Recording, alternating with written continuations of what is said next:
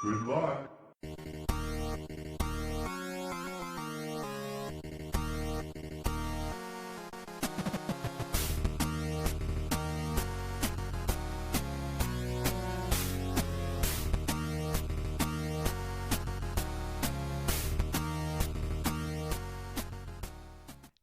What's up, everyone? Welcome to the Game Addicts podcast, the show where we talk about the modern and retro video games that we play and collect. I am your host, Brando, and today's episode is going to be a little different, guys.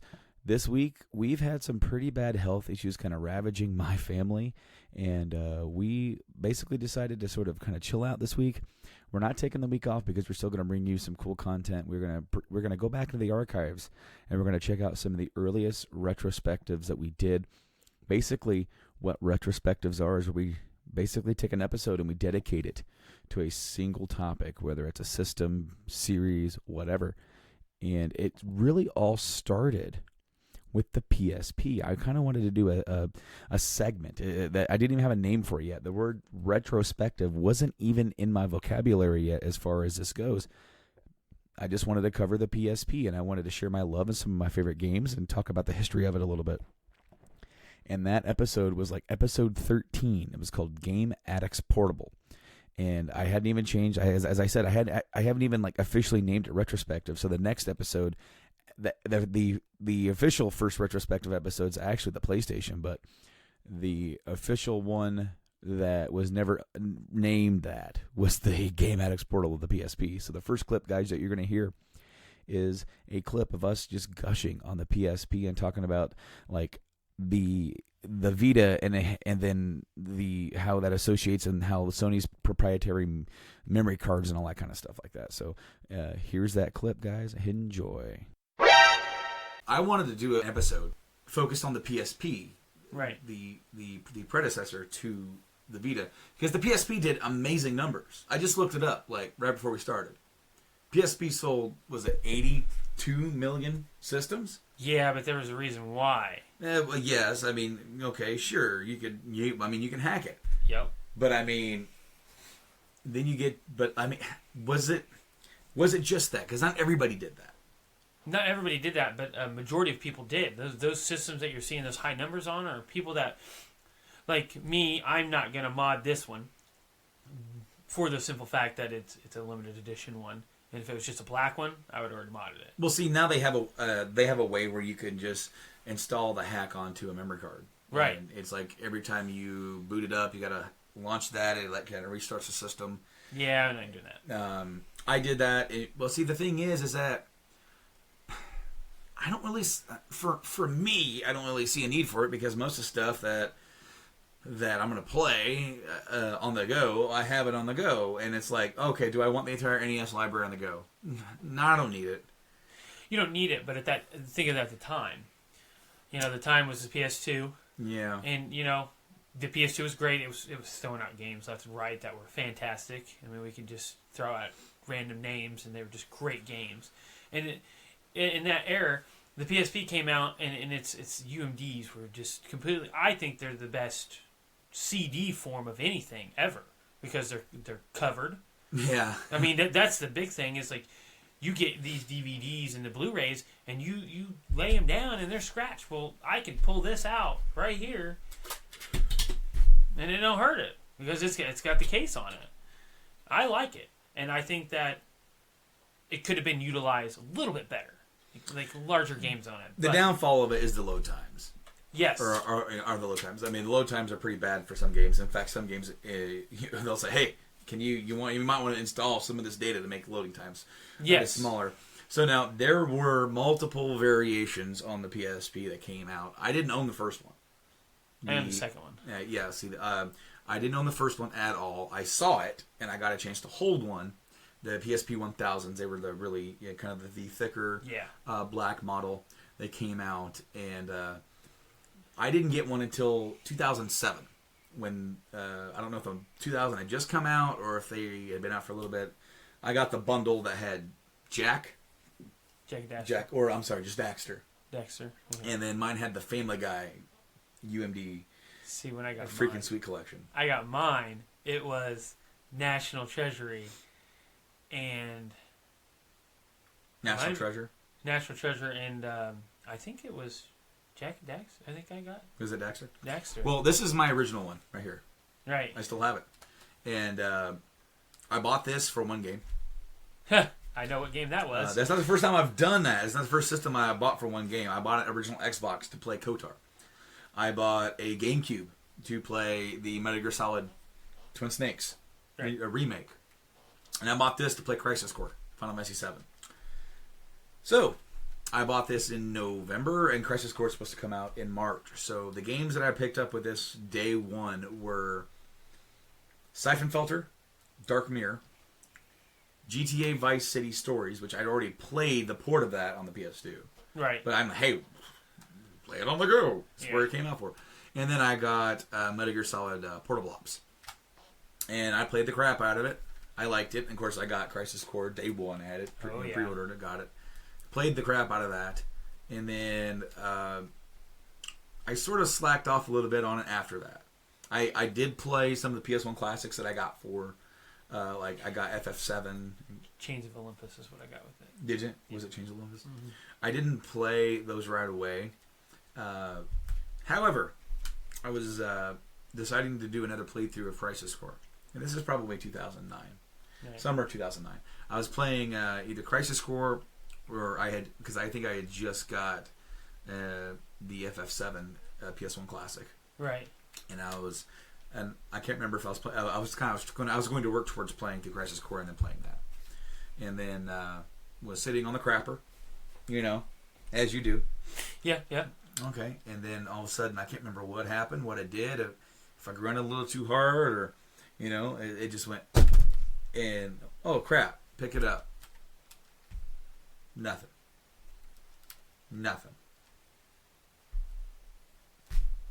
It never worked again. But anyway, so this was now a paperweight. It didn't work. I couldn't get it to work. Everything I tried, I took this thing apart, trying to figure out what was wrong with it. And then that year, I got married to my awesome wife, and we bought each other wedding gifts. And she got a DSi. Right. And I got a PSP Go. Huh. Now, the PSP Go, I bought that because I'm like, digital gaming. Then this is before I was a collector. Oh, that's awesome. I don't have to haul anything around. And then I'm like, and I'm sure they're going to come out with all the other games that are out for it. Except for the one you want. Except for the two. There were two games that never came out digitally on the PlayStation Store because Square are douchebags. Well, it was Square. It's all Square. It is Square because they put Dissidia 1 and 2 digitally. Okay, Dissidia, they got released. Third Birthday got released. Crisis Core and Kingdom Hearts Birth by Sleep, nope. No plans. Why? That was their answer. Shrug. Yeah. So, I got a few games when I got the Go. I got Chinatown Wars, GTA. I got Chains of Olympus. I got a few more PS1 classics. And then I got Dissidia. And then I'm pretty sure those were the only games I got, like actual PSP games that I got. No, Peace Walker. I bought Peace Walker. Peace Walker, yep. Yeah. I still got to get that since I have the Peace Walker limited edition. So anyway, I had the Go, and then I decided to get rid of the Go. Yeah. And I sold it to you. Traded it to me. Oh, I did trade it to you. Yep. It was like the entire Gundam Wing set, and then $40, $30. Something like that, yeah. And then you let somebody borrow it. Never got it back. Now, I wonder why that was. Oh, I don't know. Maybe the day before I really got on his ass, he asked you how much he could get for it. It was something like that. Yeah. But that's neither here nor there. He gave me the money, but gave me enough money to get the green limited edition one. That's a 3,000. That's 3,000. Let's make sure. I'm pretty sure it is. I don't think it should be a 3,000 because it's one of the last ones made. Yep, 3,001. Yep, it's 3,000. It says it on there? Right there. Yeah, 2001. Yeah, I'll be damned, it does. So, I decided to get back into PSP, because I still had Crisis Core. I still had some of the games I had for it. And then I found a copy of Twisted Metal Head-On at my local Goodwill for like $3. And I said I need to go get a PSP, and that's when I got this one, which is a 3000. It is a black, and I took the battery out of this one, put it in here, and it fired right up. So I didn't break my system, I broke the battery. So which is easily replaced. It can be. I still haven't done it. I just swapped the battery, but like they now have battery extenders on those to increase the battery. So. Yep, but yeah. So I've played the crap out of this. Got a game in there. What game is it? SmackDown. SmackDown 2006 GM mode. Yeah. If you get that on the go, I absolutely loved. Me and Rob played the hell out of GM mode, but the PSP, man, since it sold so much. So many systems, like it has such a great library, and when you look, I mean, okay, so the Vita, it has a good library, but nothing like the PSP. PSP has so many freaking games. Vita's getting there. No, Vita's not even close. I would say that Vita has a lot more of those like indie games. It does. That came to that. Well, like when you're talking about really good. Solid games and ports and remakes and versions that were on PS2, versions that were even on like a PS3, and you had racing games, you had shooters. Well, okay, maybe not the quality of first-person shooter, but they had different kinds of shooters. You had, did I say racing? Yeah. I already said racing. You had great RPGs, so many RPGs. Yeah, the Gran Turismo PSP version, which I haven't played yet, and I've played and almost beat every one of them.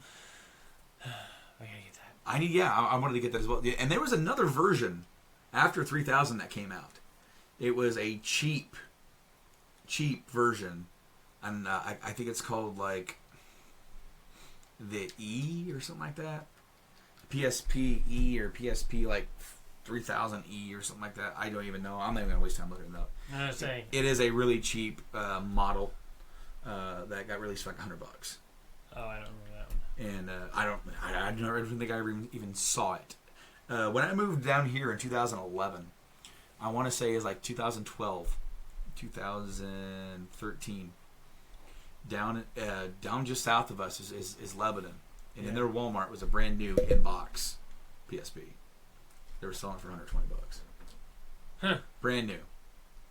And it sat there for so long, and I'm just like, I wish they would clearance that out. Right? I'm like, I would buy that and just keep it in the box for good old times, or for when one of these decides it's not going to work anymore. Was it? You don't know if it's the E model or the 3000? It was a 3000. It was a silver 3000. It was some sort of bundle. I can't remember what game or whatever it came with, but it was a late one, a late release. But I absolutely love the PSP, without a doubt. Like, it's a good system. I took a picture on Instagram, and on my Brando Games account, and put just some of my favorite games that I've either collected and played, and or played, I should say, because I haven't got through all of them yet. Because there's a lot of RPGs in there, but yeah, I think there's something. I think there's a story that needs to get said. Which story? The E story. Because I got them right here. Because I was going to be a dick. All right. So, I was totally going to be a dick. It's like, yeah, I'll buy that. You don't even know what it is. All right. So it was the day you got that. It was the day that you got your green Peace Walker. Funny thing about that is we were talking about it at work. And I said, well, why don't we just go to Disc Replay afterwards? And I'll if they have a limited edition one, I'll buy it. Or if they have a good one, because a lot of times you get these, they're bad, they're rough, and I'm big on it being mint. I don't even think you said limited edition. I just think you said if it's in good condition. In good condition, yeah. And it just so happened to be the green, like the emerald green one. And do you remember what you did? Get here now. Yeah, now. Yeah, because you were taking Nick home, weren't you? Yep. Yeah, and I went straight there. So I get there, and whoever brought that in brought a whole stack of stuff in. A lot of good stuff. Yeah, and so we were looking to get you kind of started off because you got Final Fantasy Tactics. I think you got that day. I got Tactics. I got Crisis Core. Crisis Core. I got World. Not Final Fantasy. World of. Oh yes, crap. I remember. It's the Tales of the World, I think is what it is. It's the Tales series. It's a Tales of game, yeah. Yeah. Something I can't remember which one. I know it. I thought I had it in here. I've been playing it randomly, and I put it back. I don't know why I can't think of the name, but yeah, I got that, and then I think I got one or two other games to make the 6. You know, if you get one for free, and I had my. Well, we actually combined. That's right. Yep. We combined because that guy's like, hey, I got this stuff too back here if you guys are interested, and it had on the very bottom these two stacks of Ys 1 and 2 Chronicles and Ys 7, which Ys is these are PSP remakes. Right. Well, actually, this one's remakes of 1 and 2. This one is a brand new game that came out just for the PSP. Good old XC games. And these are old. Ys 1 dating all the way back to the Sega Master System. Yes. And then, of course, got ported to so many other different things, TurboGrafx, all that other stuff.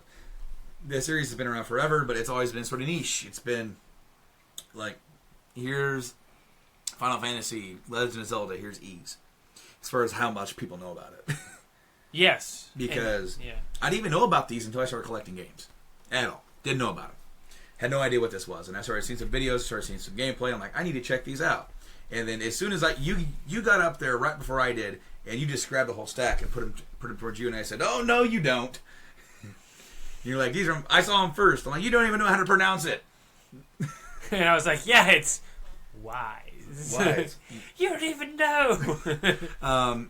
But these both were $30. I want to say this one was 10. This one was 20. Yeah. And they're really good condition. In fact, I want to say E7 was completely sealed. It was. And then 1 and 2, and so like all the bonus stuff, the soundtrack, and I think this one has a soundtrack and a book or a map. All that stuff's still sealed, and that was still sealed. So, but there's on the side of it, it kind of comes together like one of the old school like the VHSs. Yeah. Like you get a like the old for example, the old Star Trek movie box set made the Enterprise. Right. When you put them together. So this has a little picture, and I'm missing one. I was missing this one. I believe this is the remake of Ys 3. So I got this to fill the gap, go in there. That makes the the picture. Well, I got this on Amazon. That was sealed. It was sealed too. Lucky. It said that it was in good condition. And you know how that is sometimes on Amazon. Well, because there's no picture, and so I just said all I needed to do is be good. It just needs to have the box. It just needs to be good. I don't care if anything in there is open. As long as everything's in there, I'm cool. Right. Everything was sealed. So, Yeah. I really lucked out there. Yeah. I have started playing through the series and won and got stuck. Now, okay. Graphically, the games have been completely remastered, okay? But they still play the exact same as the old Master System days. So guess what they don't have? An attack button. You have to walk up and... You just nudge into them until you beat them. Now the music is badass. Like the walking around music level, like you just walk around, is badass. Like that shit got stuck in my head. I was at work sitting there humming that crap while I'm doing my job. I definitely want to get through these. I have E6 on the PS2. I think there is a PSP version of it, maybe. I don't know. I found that one way before I found these. Right. Again, they don't always number them. 7 is numbered, and I think 8 is going to be numbered. That's coming to the PS4. And then coming out on the Vita and PS4 this year is going to be Ys Origins. Right. And I don't know if that's going to be another version of Ys 1 and 2. But be. all the games follow the main character, Adel. Unlike the Final Fantasies where they're all separate games, these are all sequels to each other. This is all his journey. Right. And so getting these, I thank you for letting me get these, because that could have been very, very disappointing for me. But I always wanted to check them out because it was just one of those things that when you find out about it, in as far as in the collecting world, it's like somebody will see this and go, oh cool, that looks like a cool fantasy game, but it's like how often do you ever? How often are you going to come across the collector's box or the premium editions or whatever with all the stuff still in there? All the stuff still sealed. Yeah. So crazy. The PSP. What's it going to run you? The $60 now. Yeah, probably about $60 for what? 3,000. Yeah. Well, it really doesn't. It's not too big of a variant. Like you're talking $50 to $60. Well, 64. I think this was 64. 64. My 3,000 was 64. So 60, 65 for 3,000. I think 1,000s can go for about $50. Maybe, like I said, I don't know. The Go's, I don't even know what they go for anymore. Nothing. I have no idea. You know, I kind of wish I could get that back. Just because. Yeah, just to have a setting. Yeah, but that's just for your. It was that's my a wedding collector. gift. That's your collector. It was my wedding gift. Yeah. And I said I don't want it because I got so mad. Like that was my throwing it away moment when I got so mad. And now you're like, oh man. Yeah, you know what? There's something cool about having something that nobody else wants. I guess. I don't know about that. It is to me. And I don't know. Honestly, yeah, I think it reflects on where Sony was way ahead of the game as far as the digital thing.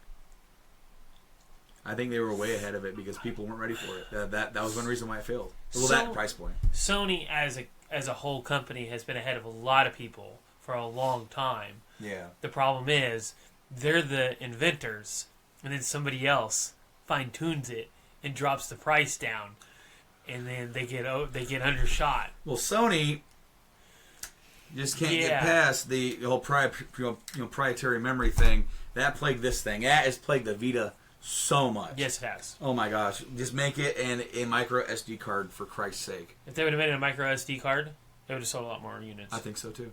Oh, nothing. No big deal. All right, guys. Brando back here again.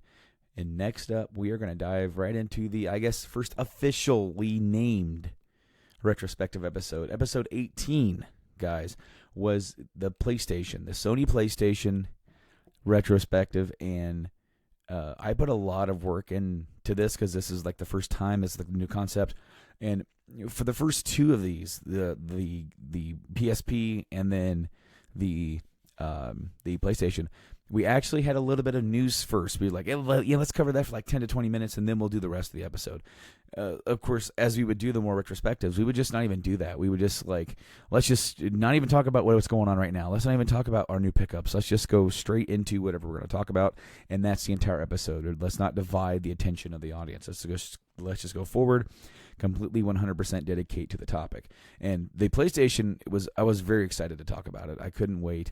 And to be honest with you, this is one of the more funnier moments in the show because I told Mike, hey man, make you a list of your favorite games, your top 10 favorite games. The thing is that I didn't give him a whole lot of time to prep, and he was still kind of growing his collection at the time, and he was drawing from memory. He's like, oh, I remember playing this, I remember playing that, and he actually got a game wrong. Not all of us, have the best memory.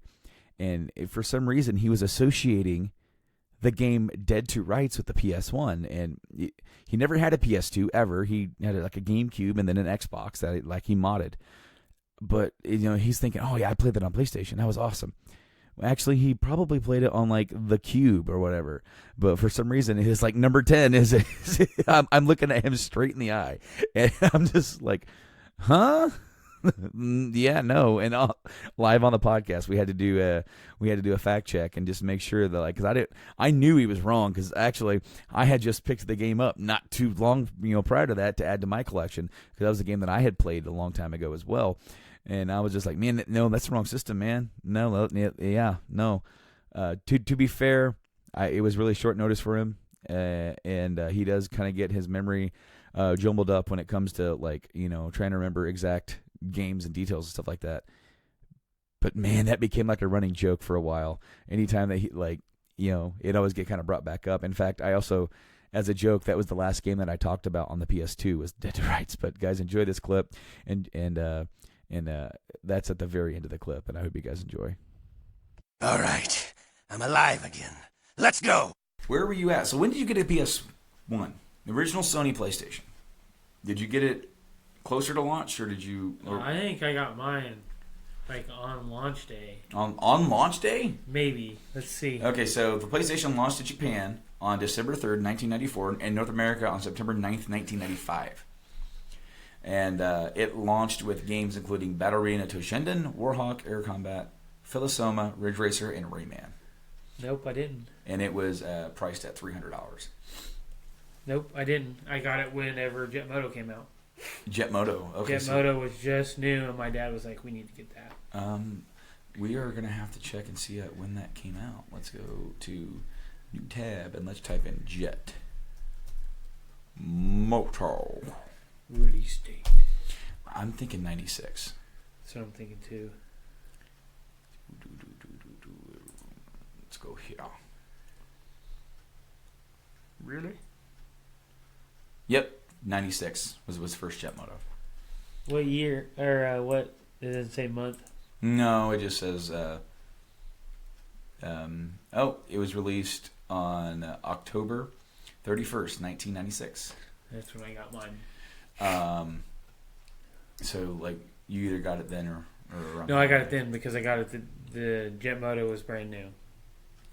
I got mine. I thought that was at launch, but Ironically enough, I got mine around Halloween 1998 because I had a choice by this point. I could get a PlayStation or an N64, and 3 of my friends owned N64s. None of them owned PlayStation until the summer of 1998 when my friend William got PlayStation. Right. And didn't get a memory card. And I remember because we played a basketball game and we created people. And never had to keep creating them. Well, he left it on all night and then he turned it off. I'm like, my guy. But dude, the PlayStation blew me away. I decided to get a PlayStation. And you said your first game was Jet Moto? Yep. My first game was WWF Warzone. And I remember it to this day. It wasn't Halloween per se. And if I go back into the calendar, which you can do, if you go back into the 90s, go to 1998, go to October. It was October 23rd. Specific. October 23rd. Because, or no, maybe it was the 30th. Because our Rankin always had Halloween on the Friday before Halloween. So no matter what day it was. And so Halloween was on a Saturday. So you had it on Friday. So that's when you got it. So it was October 30th. It's ridiculous. Almost 2 years to the day after you got yours. And me and Rob went trick-or-treating. And he was going to spend the night. We were going to play PlayStation all night. But we couldn't figure out how to hook it up because my TV didn't have the AV inputs. We couldn't figure out how to make it work with the VCR. So the next day, my dad went and got me an RF modulator or a adapter. And then I played, forever. But that's when I got mine. And then it came with a demo disc. And yours came with one too? Oh, yeah. Mine had a video. It wasn't a demo, it was a video. And that video led me to the first game that I ever rented. Resident Evil 2. Oh, wow. Scared me. I tell you what, though. Those demo discs were good. Because you could pick them up for, remember, every time you got the PlayStation magazine, it came with a disc. I got the magazine almost every month. That was the official U.S. PlayStation magazine. Yeah. And that's how I used to check out games and get games. Nowadays, you just watch people play them. But watch them play, because there's not even too many games that actually have like demos anymore. Nope. Maybe like betas or something like that you can sign them. By the way, by the time this goes up, it's going to be over. But the For Honor beta has been going on all week. Right now.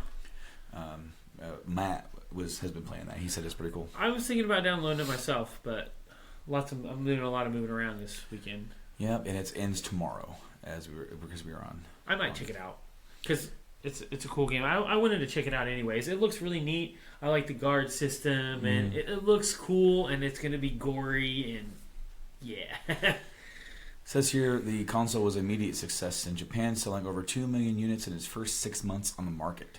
In the U.S., it sold 800,000 units in 1995 on 4 months on the market, giving a PlayStation a commanding lead over other consoles of its generation.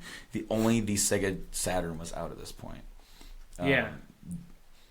Though it was still being outsold by the older Super NES and Sega Genesis. Its launch price was $300, and I want to say when we got it was when it dropped down. So that would be around Thanksgiving time. So maybe closer to the holidays. I want to say more closer to the holidays because I remember my dad coming home and saying, "Hey, we're going to get this." Like, he was more excited about it than I was, and then I ended up, he was like, this is fun, but I don't really like it. And I was like, oh my God. Here are some technical specs, which I know nothing about. CPU, 32-bit, whatever that is. RISC MIPS. All right. 2 megabytes of RAM with 1 megabyte of video RAM. It can support up to 4,000 sprites at once, 16.7 million colors, 180,000 polygons per second textured, and then 360,000 per second flat shaded. And then the resolution was 480i at most. Now, so there was, where was it? Oh, systems. So the original launch system, and I have mine here, looked pretty close to this. It looks exactly now, like that. I have this, I have the second model. So do I. Because there's actually a picture on here of the first model. Because the first model had extra. Oh, so okay, I got you. Okay, so you had you had your AV out, right, and then you had regular AV, like just straight AV. Well, hello. Yeah. Wave. We're trying to do a podcast in here. You had your serial, and then you had your as it says parallel I/O, but this is like an expansion bay. And I don't have my door anymore, unfortunately. But like on the back, I don't know if you can see that, but that's the AV serial and expansion. And then the first version right here had just straight yellow, straight AV. Like if you just had like AV to AV, you could hook it up that way. And then the last version of it got rid of the expansion bay. And this is one of the original, really dirty. I can't remember where I got this. I never owned an original PlayStation memory card, Sony brand. I think I had Mad Cats. I've got Performance one down here that I think is one of my original ones. But this is the first system that really introduced memory cards. Yes. Where you had to use them, because I think the Saturn had some onboard memory and it had a memory expansion card. Right. So there's the system, and here is the original launch controller. Look familiar.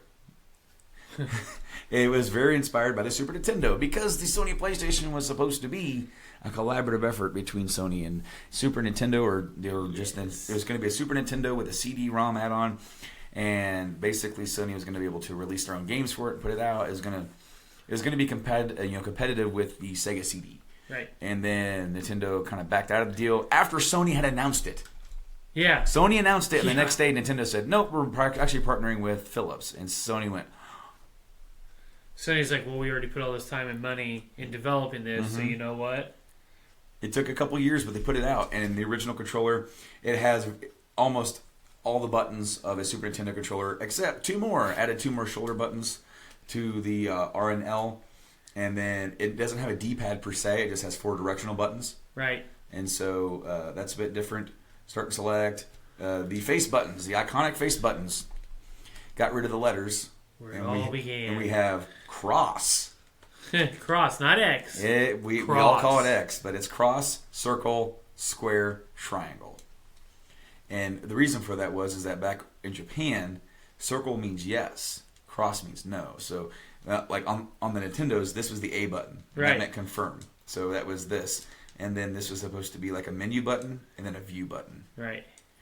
None of the games really did that. Nope. However, like if you ever play like FF7 or anything like that, this is the confirm button. Yep. This is the cancel button. And this is your menu button. And this is your menu button. It's not your menu button. But like, it's funny because when you go to play 8 or 9, they've switched it to where more Western games were using this button as the confirm button.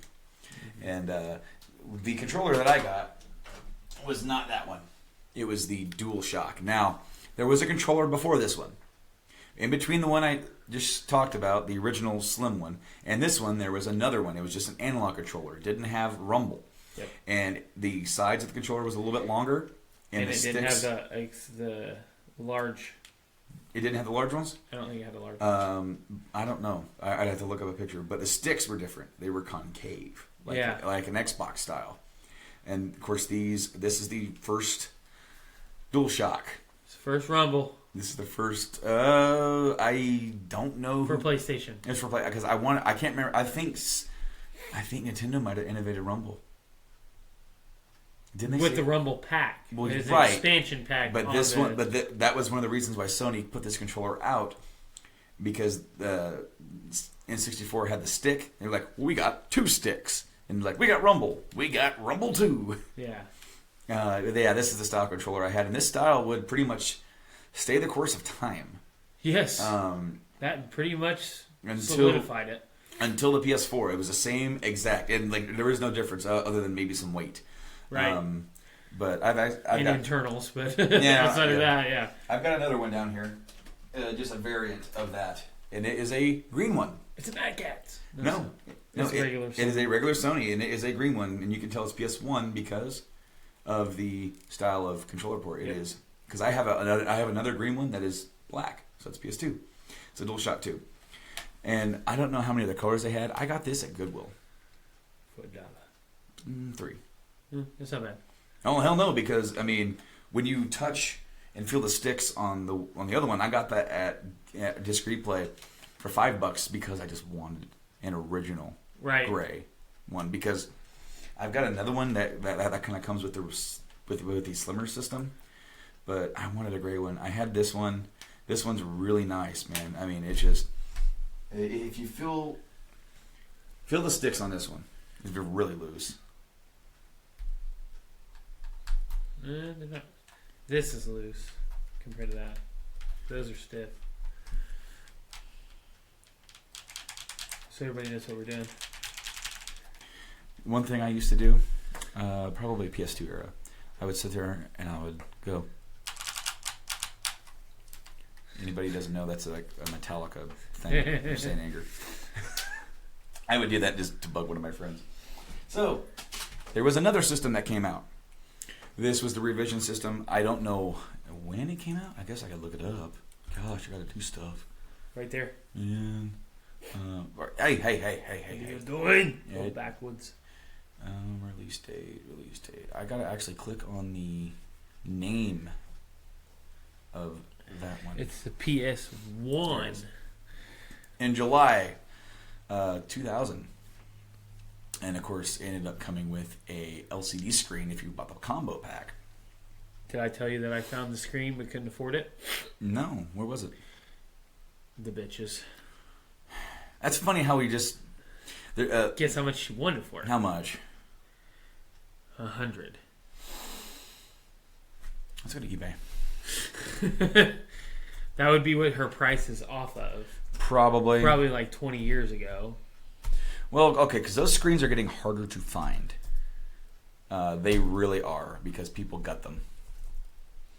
And they use those screens for projects, especially for like custom portable consoles. Yeah. I don't know if you ever watch any of those YouTube videos where they make custom N64 Dreamcast portables. They use that fucking screen. See, this one sits down inside of it, and the screen goes all the way over to the top. Here it is. PS1 LCD. Let's see if it's the same one. Nope, it wasn't that one. It wasn't that specific one. It was the black one that the PlayStation fit down inside of. Because this is the actual screen. Right. And so you could buy it separately. And they buy it now for $85. Trust me, it would be awesome to get.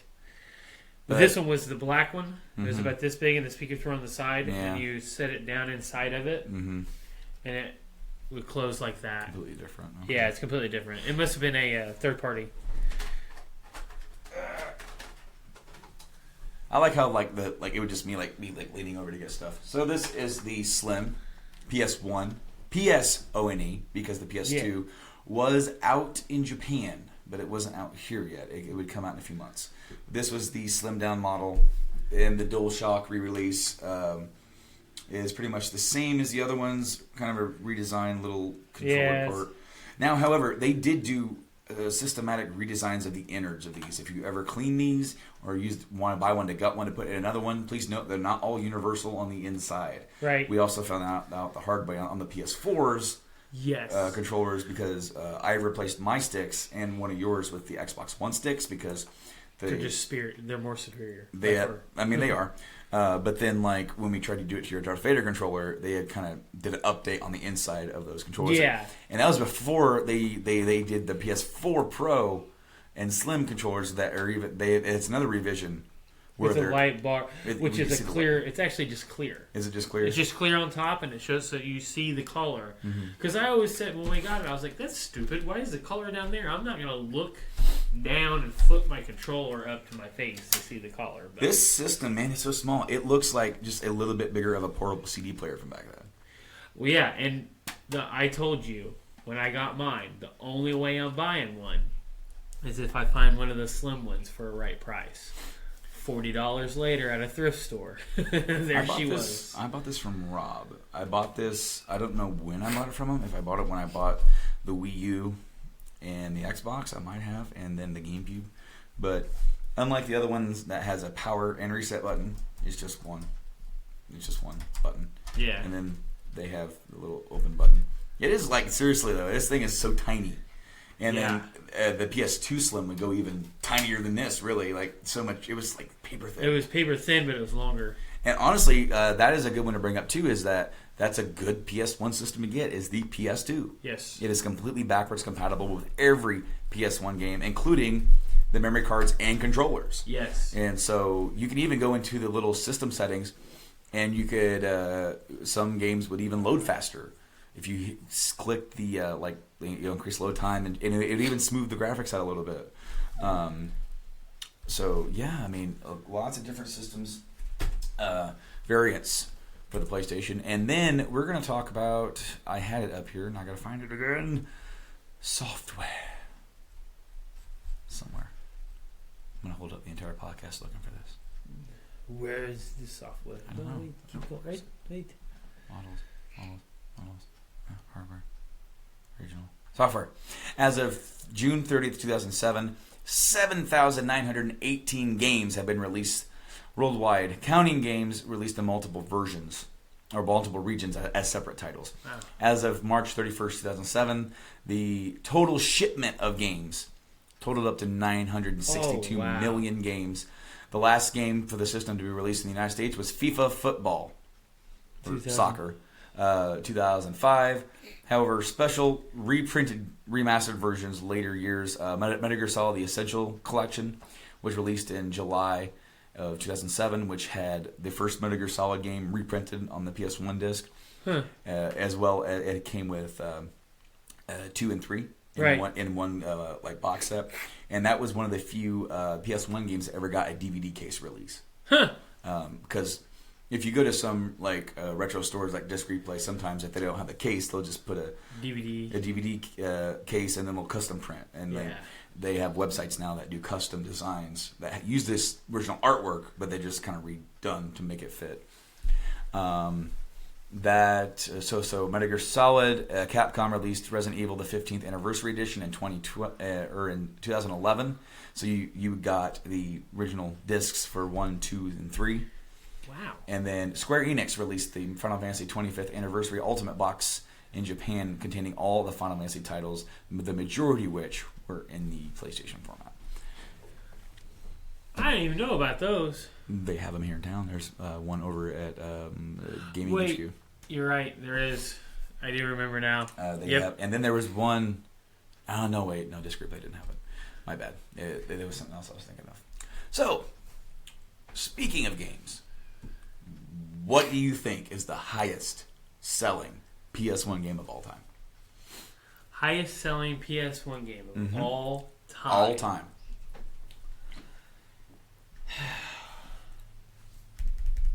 Right? I don't know. I mean, make a guess.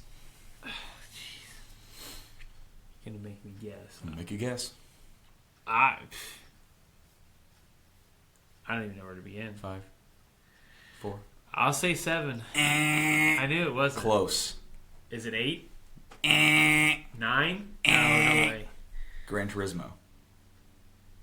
Well, that makes sense. 10 I own 2 copies. 10.85 million copies shipped. FF7 was 10 million. Gran Turismo 2 is in third. Nice. For 9.37 million. And fourth, Tekken 3. That was my other 8.5. And then Final Fantasy 8, 8.15. And number 6, wow. Harry Potter and the Philosopher's Stone, or Sorcerer's Stone if you live in America. I never even would have thought of that. Well, I mean... Like, that Harry Potter would be on the list. Now, the other games, I definitely... All right. Think about when that game got released and how big Harry Potter was. It's true. Kids were all over it. It was right at the beginning. Because what was... A couple books were out already. Yeah. And the first movie came out. It was like a craze. And it never really stopped. You know what's funny? Slide down there. 1, 2, 3, 4. Like on your list? And 5. 5 are on my list. It's funny because there's a couple on here on mine too. Now, I actually have to add one in here. Yeah, we are definitely going to go over our list. Well, what time we got? We are on 45 minutes of this podcast. Well, actually, 45 minutes since I hit record. We actually sat here for a few minutes. Yeah. But, yeah, man, there's, 7,000 overall games. I think in North America, individual games, I think is somewhere around the 1,500 mark. I am totally swinging from the hip on that. Totally swinging from the hip. Now, are you ready to go over games? I'm ready to go over games. All right, I'm going to go first. I actually have 3 honorable mentions. Guess how many I have? 3? 4. Well, 3. 3. You're going to cut one off. Yes. But it's okay. I wanted to stay at 3 and I made an adjustment. Okay. I'll go first. Yes. First honorable mention. Jetmoto. Jetmoto. Yeah, it's very interesting that this is your first game. This is my original copy. And my dad, a guy that he worked with at Bell Helmets, that's where he worked. Obviously, he worked with him at Bell Helmets. Right. When I got the PlayStation, this guy, I don't know if he was just selling the games to get new games or just, I had these games, I'm done with them, I'm getting out of the hobby. He would come home every couple weeks with 2 or 3 new games for me. And one of them was Jetmoto. Great game. I got a lot of games that way. I got even some sports games. NCAA Football 98. Triple Play 98. Love that freaking game. SimCity 2000. Tomb Raider was in there. Great game. And then also 3 strategy guides. One for Tomb Raider. Actually, no, 4. Tomb Raider, and then one guide that had a bunch of games in him, like Need for Speed 2 and the original Resident Evil. Full walkthrough was in there. I had one for Resident Evil 2. Resident Evil 2. I didn't even own the game at the time, but I knew everything about the game when I bought it because I'd read it so much. I kind of did that with MGS, where Rob had a Tips and Tricks magazine that had a walkthrough for it. Yeah. So I didn't know everything about it, but I knew I was looking at some boss fights.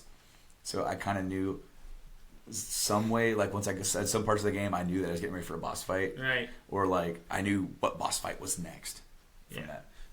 You go ahead. Twisted Metal. Twisted Metal. Now, I grouped these together with like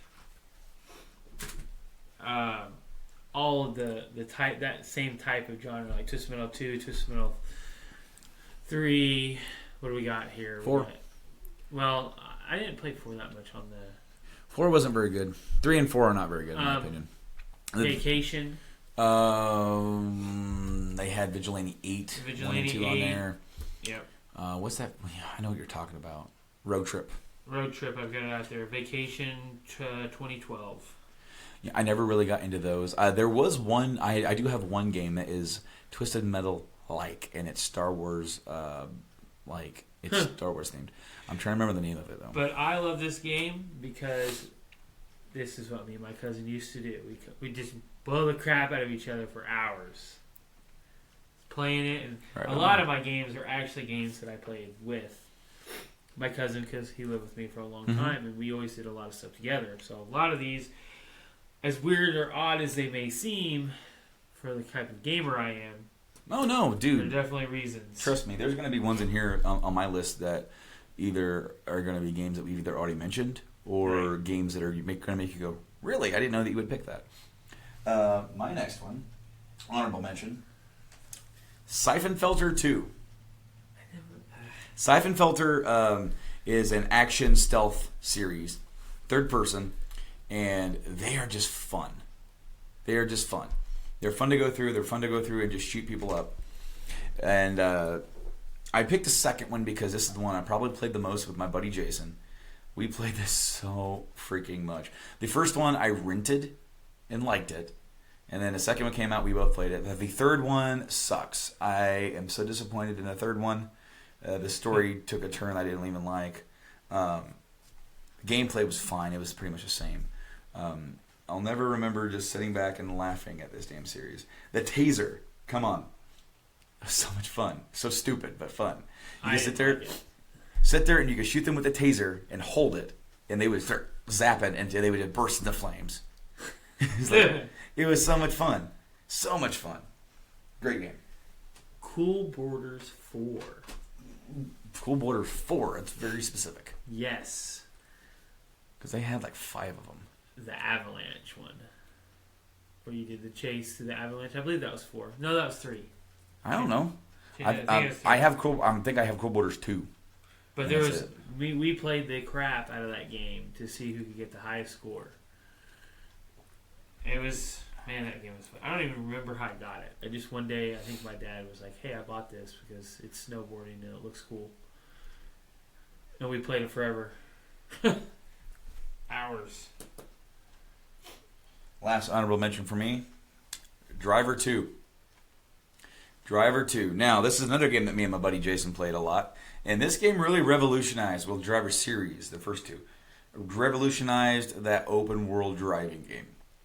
Because it was, in my opinion, because of these games that when we got GTA 3, it was a down third person, driving mode instead of just being like the God view overworld. Yeah. That they did for the earlier GTAs. And this game is so much freaking fun. You can do so much. The Driver 2 is the first one where you can get out of your car. And then, but you couldn't use the weapon that was in your shadow. Like a little pistol gun with a silencer on it, but you never used it. And when you stole a car, no matter where you were, because you could, I think the towns were Chicago, Havana, and Las Vegas. Oh, and Rio. Rio, yeah. And no matter where you were, you just pull a guy. Hurry! He's always the same guy. Yeah. I swear, one time I pulled a guy out there wearing a dress. Hurry! Whoa! You can keep it. Keep it to yourself, pal. Yeah, but they also had secret cars in each level. Yes. I remember for Chicago, it was in the ball stadium. Yeah. And right in the center too. Well, you had to like go to one of the parking meters and hit that button, and then go all the way around into the field, drive inside, and go inside of the building. Yep. A lot of fun. Mine was a game I never owned, but I had the demo. Armored Core. Hell yeah. I played the crap out of that, and I never got that game. The original Armored Core. I know you've been on the lookout for it. Yes, and I cannot find it. I have it'll 2, 3. Yeah, you have 5? I have 5. I don't have 4. Didn't you buy 5 and there's like 2 different versions of 5? I got the Verdict Day and 5. There's like the 5 and then Verdict Day. There's actually like 4 different ones. I remember playing the original one on PlayStation. I think I rented it. I rented a lot of games. So did I. I rented a lot of Super games. Super Nintendo games. I rented some of those. See, I had a lot of friends that had a Super Nintendo, so we had like a little trading ring where it would be like we would let people borrow games, and that's how I played a lot of those. PS1, not so much. I rented more. This is the era. PS1 was the era where I rented a lot because I said me and Jason played those games. He got a PS1 after I did, and then I might have borrowed some games from him, but it kind of seemed like the N64 was the big hit with the kids, right? And then slowly all my friends went to the PlayStation. So we're going to start the top 10. Yes. And I will go first. My first. Number 10. Silent Hill. Silent Hill. So, what's so great about Silent Hill? Man, they were able to do... what's the word I'm looking for? Environmental fear? What's the word I'm looking for, dude? Environmental fear. Like the fear that the environment was going to crumble? No. It's like they were like, even at this level, like when you're moving across the level and it just, you're immersed in it. Even at such a graphical level, like you were like gripped with fear and when nothing was around you yet. You know what I mean? That's what I mean. Suspense or anything. They were able to do an eerie environment. It's kind of like where people are complaining about the new Resident Evil. It's there's less enemies, but there's more like aura. There's more of a fear of your surroundings than it is. Right, you never know what's around the corner. Exactly. Yeah. And I just remember those little kids with like the daggers, scared the crap out of me. I don't know what it was, dude. Again, the PS1 is an era of awful voice acting. Yes. And this is right among them. But this was also the era where they started doing a lot with like cinematic storytelling, where you had FMVs, you had like, where the game would just kind of like pause and take over and show you like a little movie in-game engine, Right. This was released by Konami. Konami. And it was pretty much an answer to like the Resident Evil series, who had a couple entries by this point. It says on the back, copyright 99. So it came out later than I thought, actually, in the life cycle. Your number 10. Dead to Rights. Dead to Rights? Mm-hmm. That's a PS2 game. Is it? It is a PS2 game. The one with the dog? Mm-hmm. No. Yes, it is. I Nope. never had a PS2. There's no way. I'm going to argue. Nope, you're going to be wrong.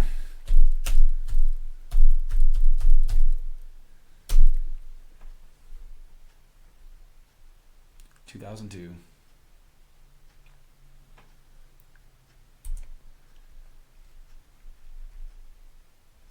That's the one where we had the dog. Yep. It was a timed exclusive for the Xbox, and releases for the PS2 and GameCube followed thereafter. Wow. I don't remember owning that on any other system but PlayStation. It wasn't on PlayStation. Because I never owned a PS2. Well, we'll scratch that off and use Crash. I don't remember that being. You must have played it on PS2. I never had one. Yeah, you must have played I had it on GameCube. I don't know how much you would think this was on PS1. I had to play it on GameCube then, but I remember playing on PS2. Or PS1. I don't know. Gray Fox. Colonel, that ninja is Gray Fox. No doubt about it. Ridiculous. You of all people should know he died in Zanzibar. No. He should have died, but he didn't. What's up, guys? Brando back again, and hope you enjoyed that clip. Up next, we're going to go to episode 25, the Super Nintendo retrospective, and we did a Mass Effect retrospective, and I'm going to cover that maybe when we do another one of these down the line. But I wanted to do this one next because this one was very important to me when we were approaching episode 25. Now, for me, a podcast going past 10 episodes sometimes is a special thing, reaching milestones. And, after a while, you stop thinking about the numbers. But 25 for me was like a big number. And I wanted it to be special. And I thought, man, we just did that PlayStation 1. Let's do the Super Nintendo. That's another big game in my history of gaming. It was the first system I ever owned as a kid. I played the NES. I played a ColecoVision. But the Super Nintendo, that was me. That was my first one I ever owned. So doing that episode, I wanted to bundle that in with this best of, because it definitely is an important episode to me. And of course, episode 25 as well. We were well on our way to episode 75, and by the end of the year, I think by like September of this year, we're going to be hitting 100. So The podcast is marching on, and we're definitely going to be doing more retrospectives in the future. And who knows, maybe when we're having a down week or having a hard time, like health-wise right now, you guys will be able to hear another best of down the line. So let's get to the Super Nintendo. Hurt me more! Today we're talking about the Super Nintendo, and something that, I can talk at like ad nauseum about. It was my first gaming console I ever owned. Really? Yes, not the first one that I played, but the first one I actually owned myself, and which is why it's like, could I do a retrospective on the original NES? Yes, because I played enough of it, and I've throughout the years as a kid, and later on when I've collected, that I could form opinions and put out information about the NES. I know a lot about it, and I probably do have like 10 favorite games that I could list out, but I feel like it's more important to do the Super Nintendo first. And really, it's one of my big three. And what I mean by that is like the systems that meant something to me. Right. It's this, PS1, and PS2. And then after that, it starts diversing. It's like a little here, a little there, a little here. Right. But as far as because when we were kids, we didn't have the luxury of owning every system or getting this and that. So I mean, I got lucky enough that I got this first, which is my original model, the original model of Super Nintendo. I'll lift it up for the camera if you're watching on YouTube, and it's even yellowed on the bottom. It's got that old. The plastic for the shell was made of a plastic that was the chemical compound is a fire retardant, which is when exposed to ultraviolet light, can cause it to change color and become more brittle. In fact, eventually this system entirely is going to just crumble apart. If you just touch it, it's going to crack and fall apart. Over time, over years and years and years. But the yellowing is a part of it, and as you can see, if you're watching on YouTube, and I'll just describe it, on mine just the bottom shell is yellowed, but then the top of it is fine. But then there's like plastic, like the front controller ports don't yellow typically, and then the very top of the cartridge input doesn't yellow, and then the back where your AV inputs are don't. And you're snapping on the bottom here. Yeah, and then the extension port, which was never officially used. Right. We'll talk about that in a little bit. But for me, as I said, I got this first, and then my grandma bought me a Sega Genesis Model 2. That's my second. I had an NES. Did you have an NES first? I had an original NES. See, when I was growing up, what was the first game console you ever played? Can you remember? NES. It was NES? It was Mario. Mario was the first game I ever played. The very first game that I ever remember playing, my earliest gaming memory, is Smurfs on ColecoVision. Wow. Now, that doesn't mean that the NES wasn't out. It just means that the family that I was visiting couldn't afford an NES, and they had this old ColecoVision. And so... I'm surprised they had a ColecoVision. I mean, what can I say? Well, those were leftovers from before the video game crash, where you have the Atari 2600, the Intellivision, the ColecoVision, and stuff like that. Going to the NES, I remember playing that a lot at my cousin, Scott and Todd's, and also at other kind of family members had it, and some friends had one. So I would play it there, Mario, and I have a very vivid memory that it's probably better suited for that episode, but I'll just say I'm trying to remember the name of the game. I thought about it at work today. It's made by Rare, and it's like the little RC car game. Oh, what's that game called? You know what I'm talking about. I know exactly what you're talking about. Yeah. It's because the camera's way up here, and you're on the track, and it's like beep beep, and you just like. Yeah, they had arcades. They had arcade games of that. What the hell's that game called? Oh, I don't know. It's an RC Pro-Am. Yeah, RC Pro-Am. Yeah. RC Pro-Am 1. So I spent the night at their house, and I was really young, super young. That's a fun game. And I cried and bawled for what felt like hours. It was probably only like 20 minutes. But I remember like I like pissed myself. My aunt gave me a bath, and then she told me to go in there and see Scott and Todd, and they were playing Nintendo, and they let me play RC Pro-Am. I sucked. I didn't know what I was doing. Yeah. But I mean, but then for Super Nintendo, I don't even remember if I'd played one or seen one like in the store, like a demo unit or something. But I ended up the system. This one came out in '91. I looked it up. I got the number of games. Let's see. Release date in North America, August 23rd, 1991. And I didn't get one then because I didn't either. I played mine at the first time playing a Super Nintendo at the Boys and Girls Club. The only way that I can accurately depict when I got that is because of my second game, not the first. The packing game was Super Mario World. Yeah. But my second game was Home Alone 2. Back in the day, I was really into like tie-ins and if they were a movie or cartoon or anything like that, TV show. If it was a tie-in to something else I knew, I played it. Right. It was way before like later on where it was like I got more into like the story aspect of stuff, which is funny because some of the games I chose are games that I played later, not originally on the system, but did later. But those games have heavily passed my movie shill tie-in games that I grew up with. And Home Alone 2 came out on the Super Nintendo in October of 1992. So either I got one that year or I got one the year after that. So it's either 92 or 93 is when I got it, because then my third game I got for Christmas. And? All right, so I told Santa yeah. that I wanted, and I quote, because this is how I said it, and I knew I met. Have you ever said something wrong and then you go to leave and go, oh, I messed it up. I told him wrong. He's not going to know what I'm talking about. Damn it. Yep.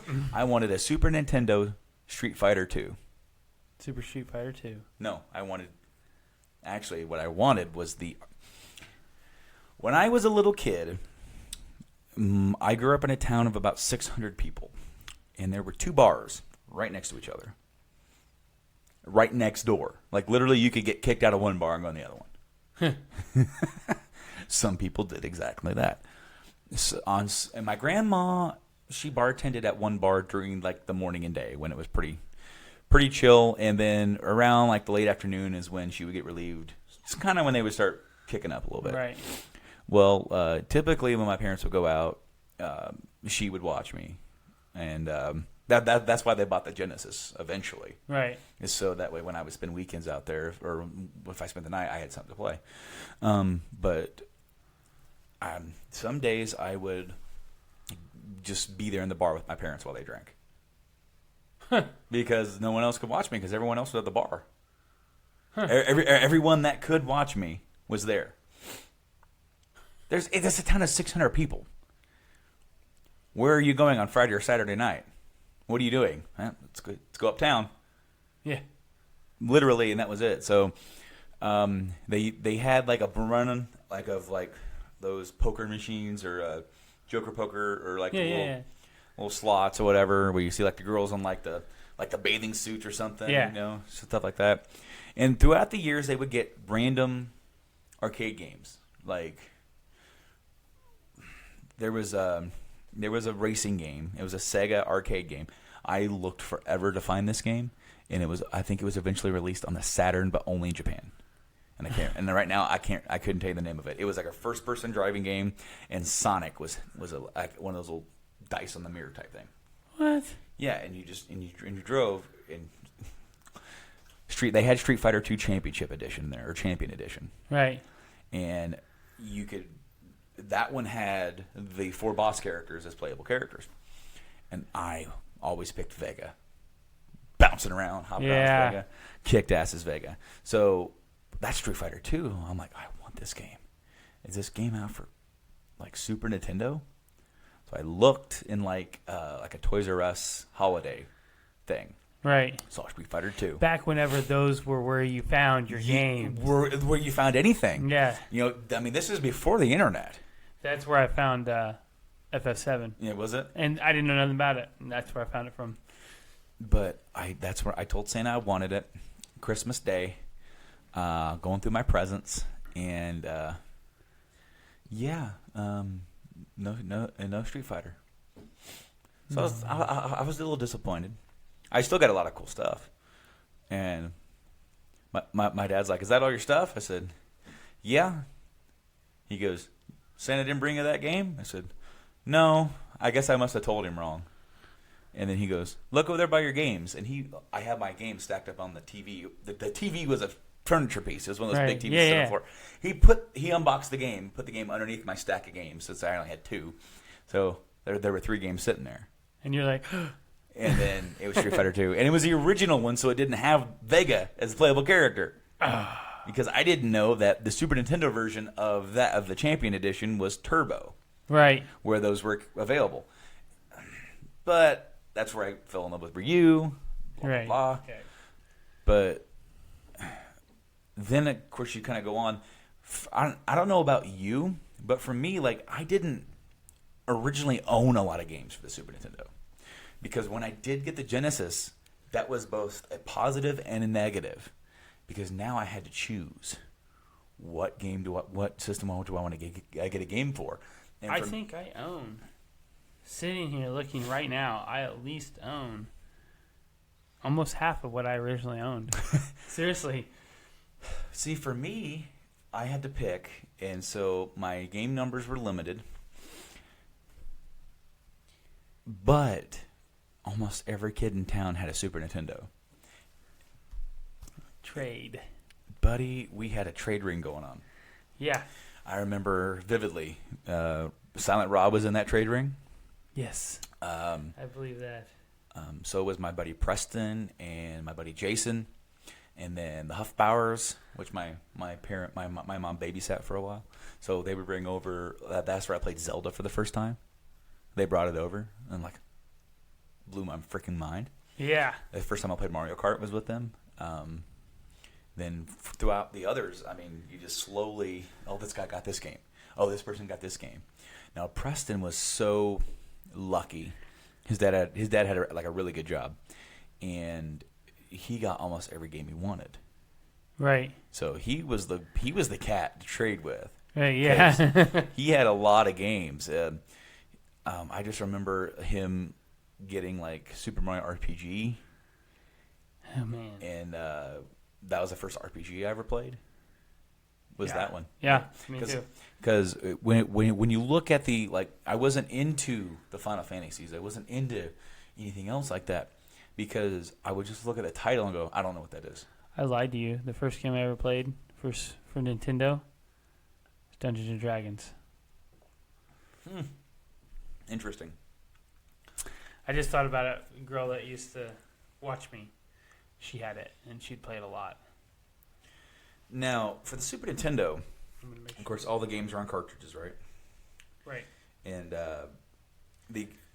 they're actually region locked. These? Yes. Yes. Now, how they're region locked is there is no actual programming. The bars. It's just these bars, and inside here, if you look inside your little cartridge, there's these little, little pegs in there, and if you just break those off, you can now play Japanese games on this damn thing. Right. European games run at a different clock speed, so you wouldn't be able to play those right. Right. But for Japanese games, all you need to do is take those out, and you're good to go. As well as the Junior, the SNES Junior, the other model, which we'll talk about in a minute. Those also have that same little pegs in there. All you got to do is get in there with a pair of pliers and get those out. But see, this was the second Nintendo console. And so going to Sega was still on cartridges with their second console, and then Nintendo was still on cartridges with theirs. The other competitor to this was the TurboGrafx 16, which was not really big in America, never really got big. Right. But it was called the PC Engine in Japan, and those used the Hue cards. Right. Which the Master System, some of those had Hue cards, but the Hue cards were, man, have you ever seen those in the wild? I have not seen. I have seen one. Our replay had one. They're just so weird. They're very and awkward shape. their case was actually a CD case, which had a custom holder, like on the holder piece. Right. It had a little clip, and you just slid it right in.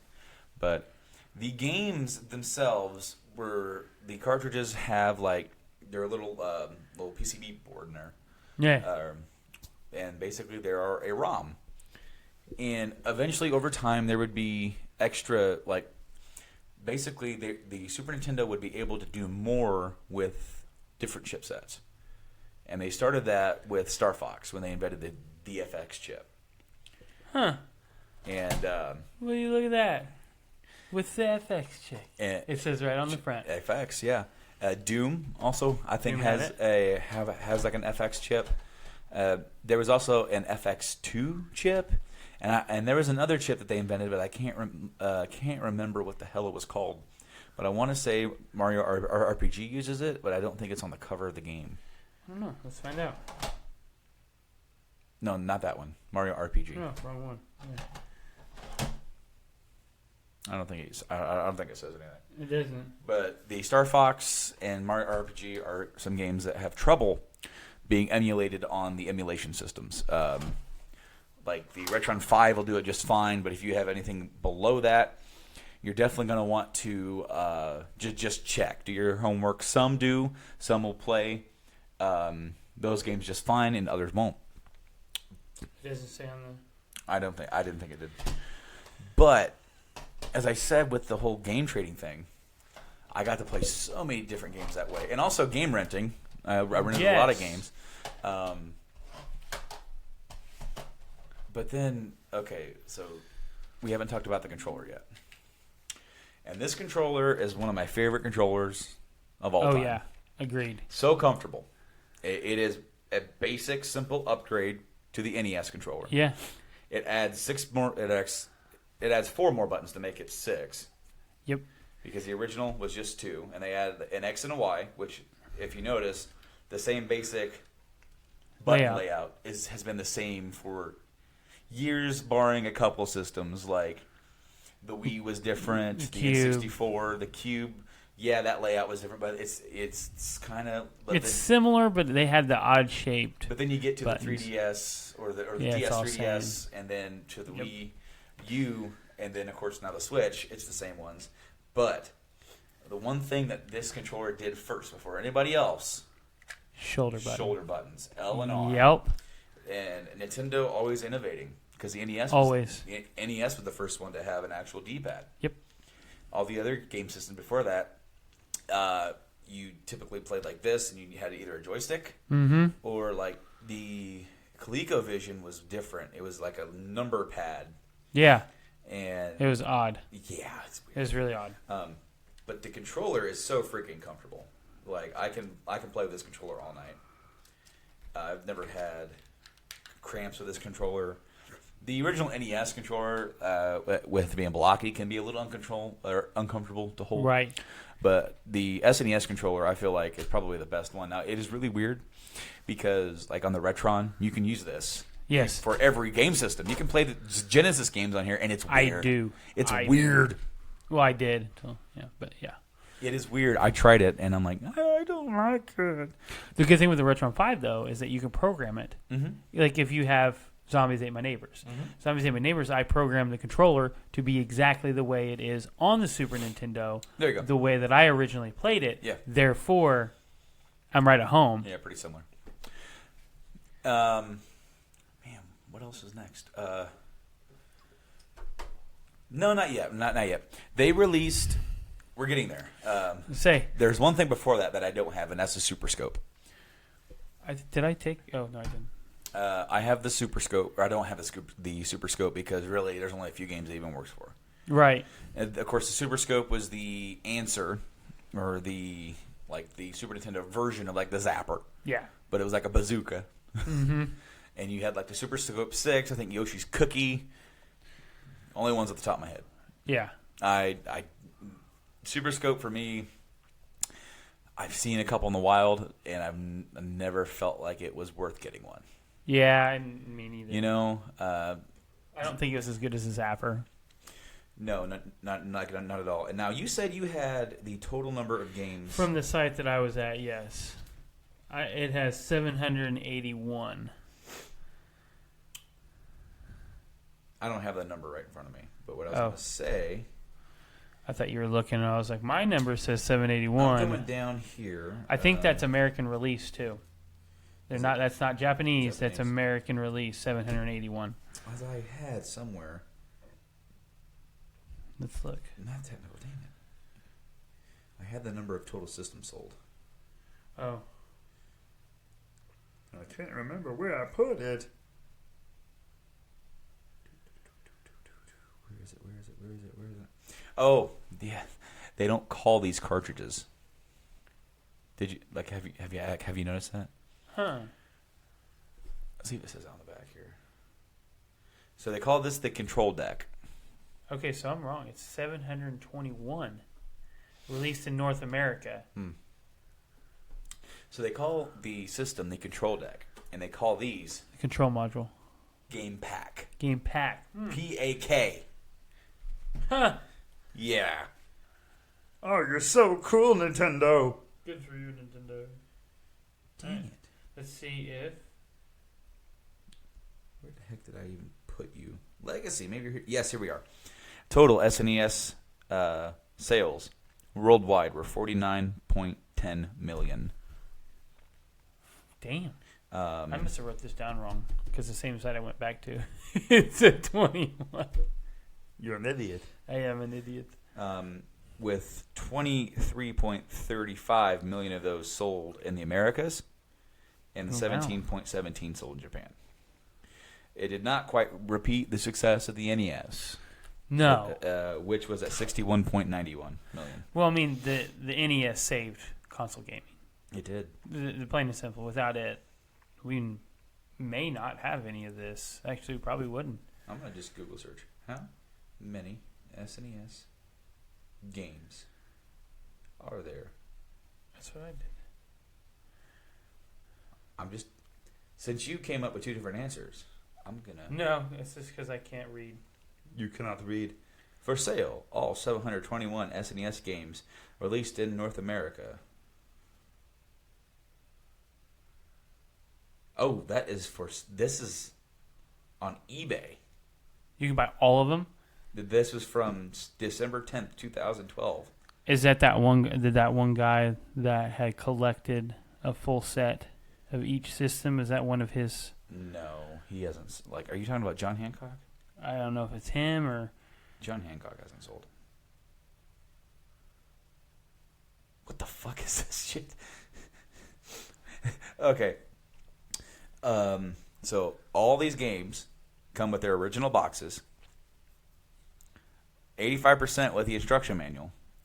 Wow. All for the low price of the buy it now price of $24,999. 25 grand. And then they have spitting up blood. Why are you spitting up blood? I was sword swallowing and someone made me laugh. Seriously? No, I farted. That's exactly what's on this website. That's odd. It is odd. But, yeah, I think that is North America. Yeah. Because then... I had to have wrote it down wrong. Like usual.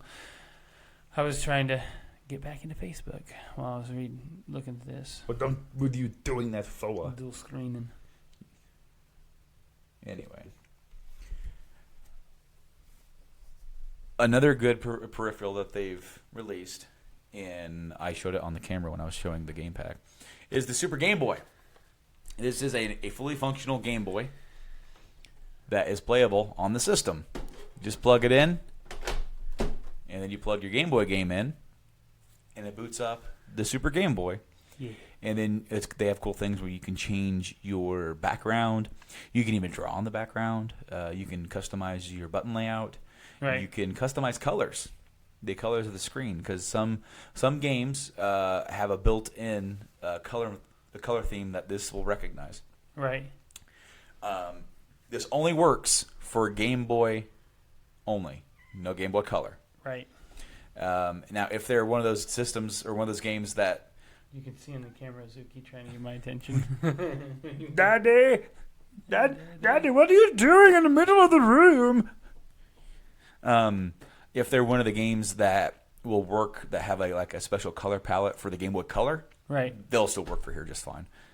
But this was a really cool, nifty thing. I remember this is how Rob played Pokemon. Rob didn't have a Game Boy for the longest time. And he had a Super Game Boy, and then a friend of his had like introduced him to Pokemon, so he got Pokemon for it.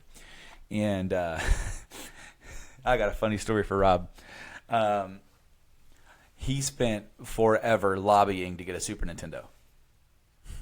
Like, pretty sure the N64 was almost out, if not coming out, by the time he got one. And he went to such lengths as to start singing songs and replacing certain words with Super Nintendo. To send the message that he wanted a Super Nintendo. What? You're kidding. No. In fact, I don't know how many he did, but I do know one for sure. And it was the Alan Jackson song. If I had the money, I tell you what I'd do. Go downtown, buy a Super Nintendo or two. Crazy about a Super Nintendo. Crazy about a Super Nintendo. Wow. that is a true story. In Japan, they released the Super Game Boy 2, and the case looks different. It's a little like a see-through type thing, but the one big difference is it has a link cable set up, because this was released before Pokemon craze. Right. When Pokemon came out, the link up thing became much more of a need. Right. To trade and to battle, and this let you link up with another Super Nintendo Game Boy, or that link up did, or just somebody else had a Game Boy. Right. That way you could link up and trade. You can find those online, and you can actually buy those and play those in your system. And also, the Game Boy is fully functional with Japanese Game Boy games. Huh. Completely backward or completely cross compatible. Like there is no region lock for those at all. So if you get a Japanese Super Game Boy 2, take the little pegs out of your Super Nintendo, you can plug that in and plug American games into it, and it'll work just fine. Yeah. Unless I'm completely wrong. Maybe. More recently, as in like just a few years ago, other modules have been created for this. Right. And I have one right here. This is the Super Retro Advance Adapter. Now, what this does is that this sets into your Super Nintendo, and it has an AV out over here. So it doesn't use the AV out on the Super Nintendo. It uses the power. And it uses the AV out, and it plays Game Boy Advance games on your TV, and you can use the Super Nintendo controller. Huh. Now, as I said, it doesn't do the output of the Super Nintendo at all. It just uses the power and then the controller. But this only plays Game Boy Advance games. It will not play Game Boy Color or Game Boy games. And of course, this also has the Extension. the extender adapter. And they make one for Sega Genesis. Yes. So you can play Sega Genesis on your Super Nintendo, and they make one for NES. If they make any others now, I don't know, because I haven't looked them up. I got this on a Cyber Monday deal a couple of years ago, before I got my Game Boy player for the GameCube. Right. This is the longest time I couldn't track one down. They're hard to track down. And then when I found them, I found two of them. That's how it works. For $50. How you doing, Kitty? He wants to bug us. He hasn't bugged us in any of the podcasts until now. Oh no, he came up on the Switch episode. He didn't get up. He didn't get that high. He didn't come and check us out. But he did come and bug us a little bit and talk to us. Now, the original model of Super Nintendo, it is compatible with S-Video. So if you want a cleaner picture than just regular AV, it'll do that. And the second model that got released in 1998, I think. 98 or 97.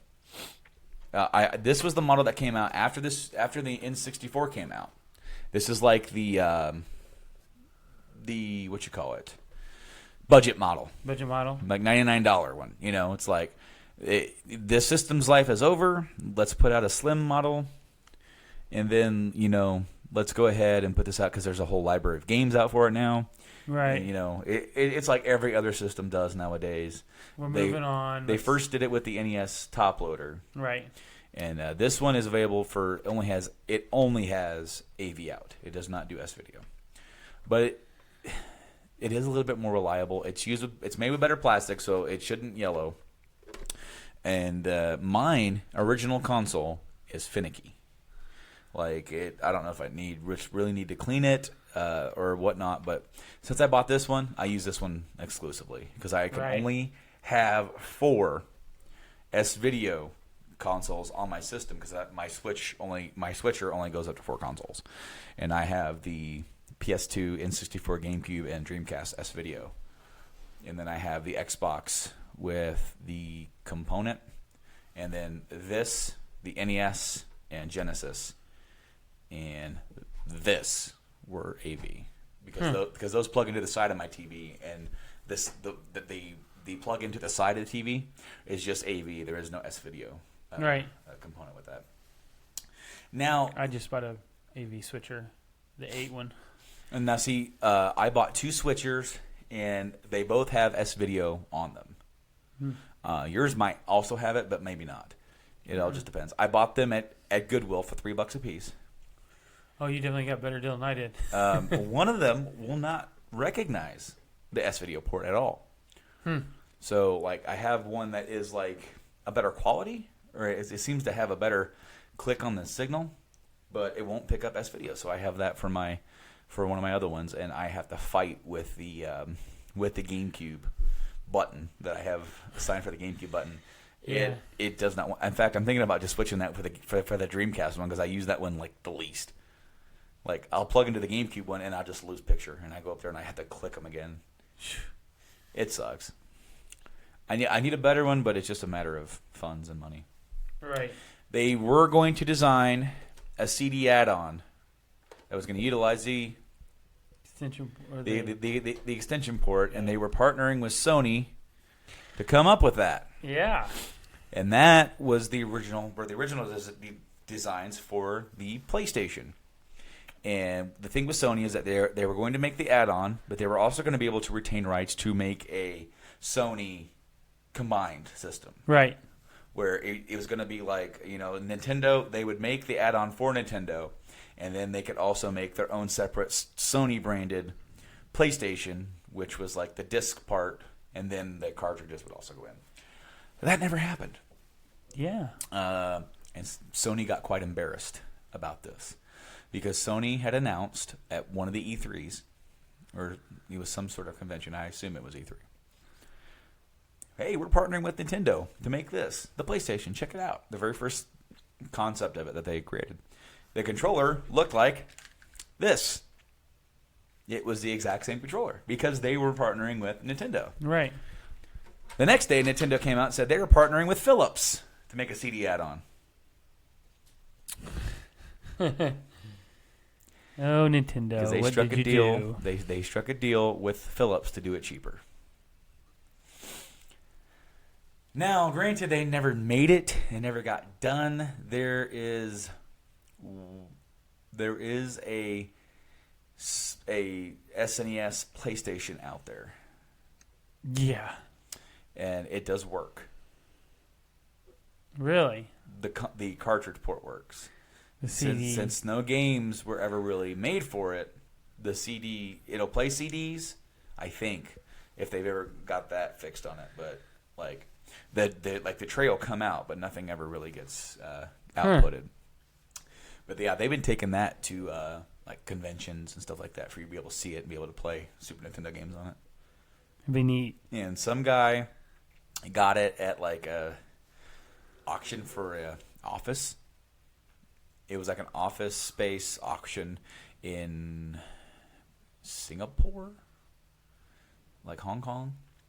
And it was some offices that people worked for, either for Sony or Nintendo, had it in there, and they were just clearing shit out. And then this dude bought it with a whole box of other games and stuff, cheap, super cheap. And then he just had it in his attic for a long time, never really even looked at them. And then they went through it and went, oh my gosh. Yeah. And it is pretty wild. I know the Ben Heck show did a teardown of it where they let him take it apart and see what was inside of it. And really, it's just a tech demo system. So it's like not even what the PlayStation ended up becoming. But it's still the only one of its kind. I know. It's really cool to see. To tear that apart, I'd be sitting there shaking like... Oh, dude. It's really cool to see. Now, they didn't end up doing any sort of disc-based add-on at all. And luckily for them, like, the Sega CD didn't really do all that well. Not yet, Snake! It's not over yet! All right, guys. Thank you guys so much for checking out this Best of Retrospectives episode of the Game Addicts podcast. Appreciate you guys so much all over the place, no matter where you listen to us. Of course, if you didn't know, we're on places all across the web. We are on GameAddictsPodcast.com, where you have all the episodes. Man, you could go over there and check out all the episodes right in a row on your browser or whatever. We're on, like, on your mobile device, man. You can get us on iTunes, Podbean, Spotify, Stitcher Radio, Google Play Music. I've heard that one's not that great, but we're there, man. We're there. We're on YouTube if you want to watch us. This episode's not going to have any video, simply because I'm just sitting here, man, with my microphone as we are recouping, if you will, from the illness. And so you're going to get to see a lovely image of our logo on the YouTube for this episode, but on YouTube we normally get together with the camera, the lights, and the whole shebang, and we sit there and you get to watch us talk, and we bring up some of our pickups, and whether that's gaming or otherwise, and you'll be able to see us talk about them and all that stuff. And of course we're also now on the Twitch TV for their premiere stuff, which is pretty much just like YouTube, but if you hang out over on Twitch, you can check us over there at Game Addicts Play. That's the name of the channel. We're also on social media. We're on Facebook at Game Addicts Podcast, Game Addicts Play on Twitter and on the Instagrams. So I occasionally post pictures of some of the stuff we pick up and kind of promoting the episodes and the podcast a little bit. So thank you guys so much for supporting this podcast. And if you want us to help us support even more, head over to the Patreon. Head over to patreon.com/journeyintocomics, because we're a part of their network, and pledging to the whole network helps us. And it's going to help us move forward with the entire network and this podcast to help this podcast grow and eventually get us to full-time live streaming, which we are so close to doing. Guys, thank you so much for checking out this episode. Again, we are going to see you next week for episode 75, guys. Until then, I've been Brando, and game on.